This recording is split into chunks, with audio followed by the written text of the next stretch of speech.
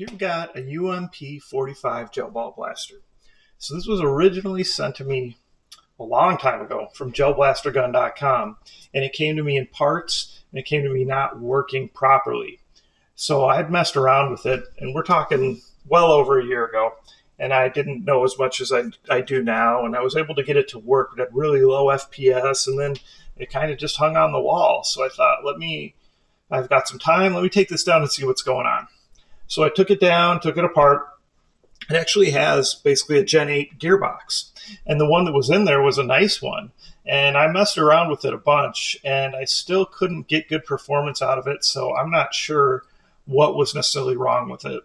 But I switched things around, switched motors, switched parts, switched everything I could think of, and wasn't getting good performance. So, excuse me, I swapped in an extra Gen 8.5 gearbox I had around from Emerbu because that already, that has metal gears. I upgraded the spring, so it's got an M95 spring, and then high-speed motor, of course, and the metal inner barrel that already came with this because this is a slightly shorter metal inner barrel.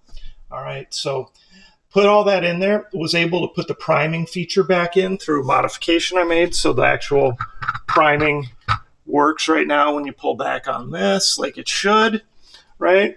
Only disappointing thing is the shot selection won't work with that gearbox just because it wasn't designed specifically for how that works. But to me, that's not a big deal.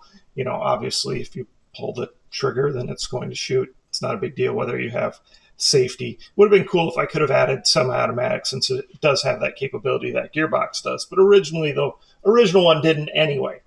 So the other thing I did is I wanted to put a fixed stock on it.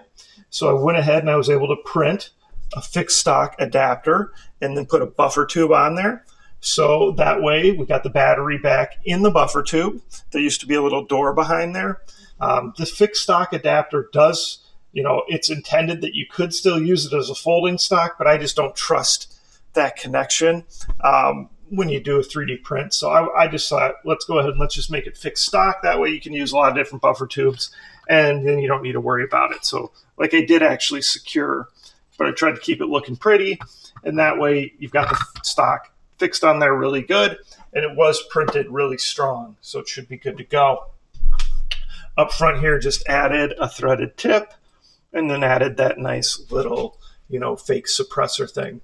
So this, again, has a shorter metal inner barrel. The gearbox I put in there did not have a ported cylinder. So, we're hitting about 260 to 270 FPS with it, which is still great because beforehand it was like at 170 with that other gearbox that was messed up. So still happy with it. I think it looks pretty cool. You don't see this blaster around much anymore. In fact, I'm not even sure how easy it is to find the UMP45 like this. I'll have to check and see. And of course, we'll do a demo with it so you can see it in action. So let me know what you guys think. Comments, questions, post them below. Of course, like, subscribe, share my channel with your friends, and participate in those monthly giveaways.